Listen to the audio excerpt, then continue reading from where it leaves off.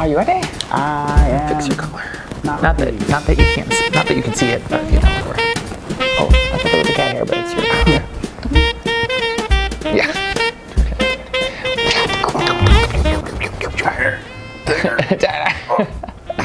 Hello, pals and confidants, and welcome to this episode of Accidental House Husband. Happy holidays! Merry Christmas. We are in the middle of, Merry Christmas, Happy Hanukkah, Happy Kwanzaa, Happy every other holiday that happens throughout the month of November and December and January. No matter what you worship, no matter what you celebrate. If you just celebrate yourself, happy you. Happy you. We are in the middle of our Christmas festivities and really just overall holiday cheer. We have our tree all put together. We have lots of presents wrapped and underneath the tree, which is actually really great because we are really ahead of schedule this year. Way ahead. I mean, by the fact that we have purchased all of our gifts and it's not December 24th at 9 p.m., we are ahead. We're ahead.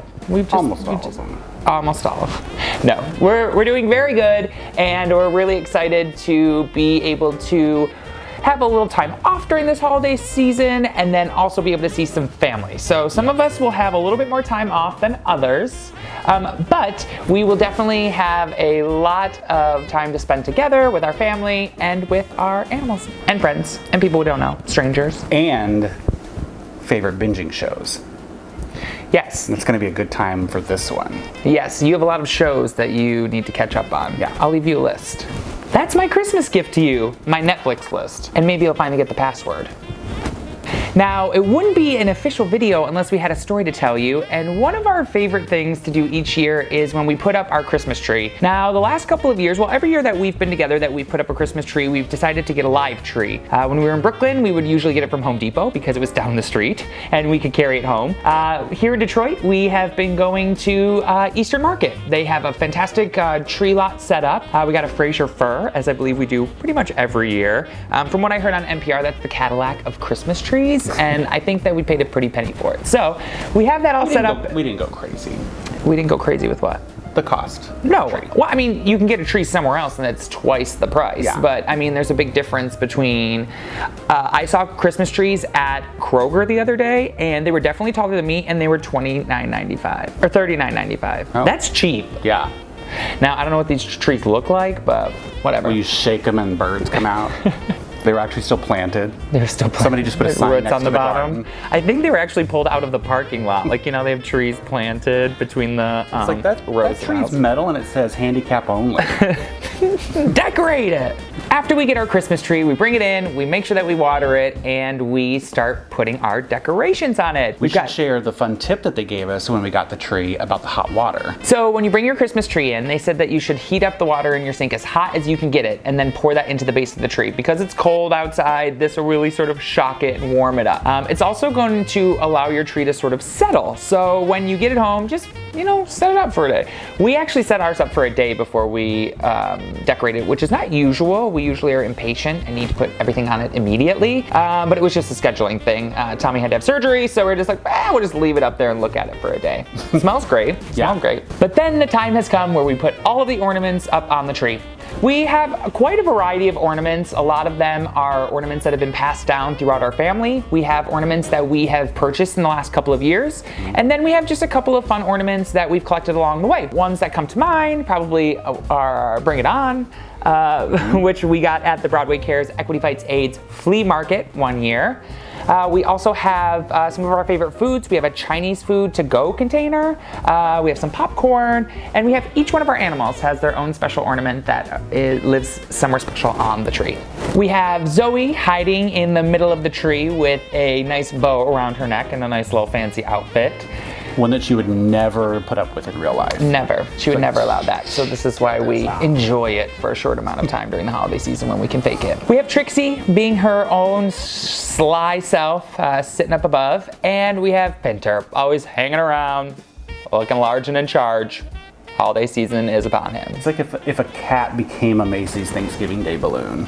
Yes, or if he was Santa too. He just didn't dress up. Santa Paws? Yeah, Santa Paws. Now there is one ornament that's very special to us. Now originally I had received this beautiful Christopher Radko, Carol Channing limited edition glass ornament from my friend Sarah, who had purchased it through the Broadway Cares Equity Fights AIDS ornament collection, and it's part of their fundraiser. She's very jingly. Yeah, well, she has this extra little ornament that we've added to her head so she can hang from the tree. Yeah. I'll take that off temporarily. So this carol is actually the second one that we had. The original carol got knocked over and destroyed by this monster, who apparently hates Carol Channing. He does not like her. Knowing how heartbroken I was, Matt went through a pretty laborious process to find a replacement. So it took me a couple of years actually to find this replacement ornament because they only make these ornaments. They come out with a different Broadway sort of diva or celebrity each year that they honor. So once they have been made one year, they don't make any more. So they're limited number. And also Christopher Radko, which I honestly don't know much about ornaments, but Christopher Radko has a long history of making these beautiful decorative ornaments, and there is a really strong following for him.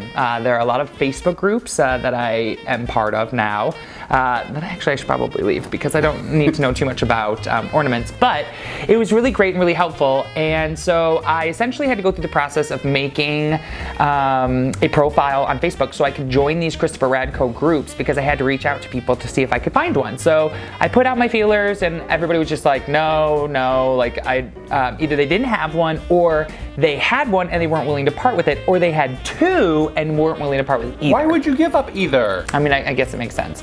So essentially I set all of these alerts, Google alerts online. A couple years later, we just happened to be sitting, this happened the year that Tommy and I met, but we had already, I guess it had to have been a couple of years because we were actually living in Charlotte by this point, and I got an alert on my phone that somebody had posted one on eBay. So I essentially went on and bid for this, secretly, like we're sitting in the apartment and I'm just like bidding on my phone. Eventually I won this ornament. So it was shipped to me. It literally happened right before the holidays. So it got shipped to me. I had to hide it in the closet for a couple of weeks.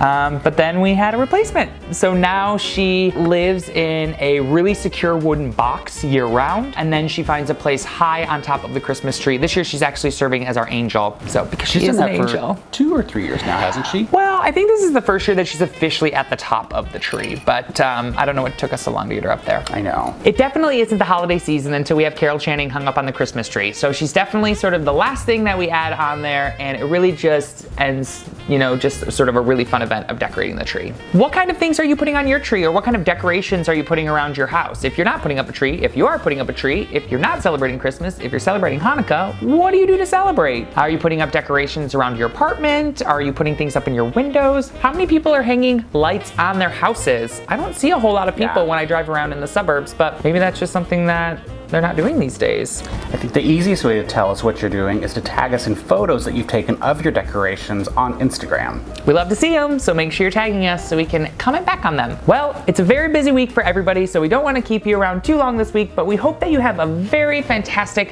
happy holiday. Make sure you're being safe. There's going to be a lot of people out driving around and people are going to be traveling all throughout the weekend, but make sure that you're really taking the time to spend with your friends and family, or just take a little time for yourself. Make sure you're being safe. Remember, even through the holiday spirit and the holiday season, you can live for fun and spread joy. If you can't do it now, when the hell are you gonna do it? Can I get an amen? Amen. If you like this video, make sure to hit that thumbs up down below and make sure you're subscribing and hit the bell so it'll let you know when we post our videos each week. We love you. We hope you have a great weekend, and we'll see you next week.